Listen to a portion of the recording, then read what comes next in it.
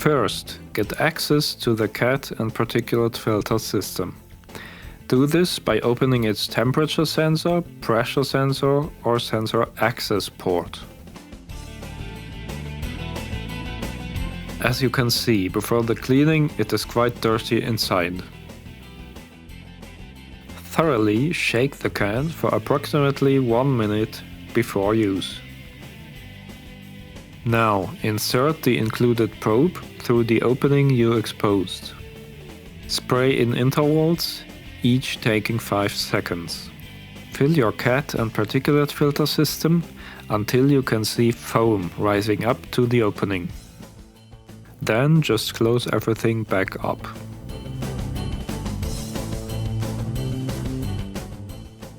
After application, there is one more thing to do. Initialize the particulate filter regeneration process. This is done by using a diagnostics tool that is suitable for your car model. You can also ask your technician to do this step.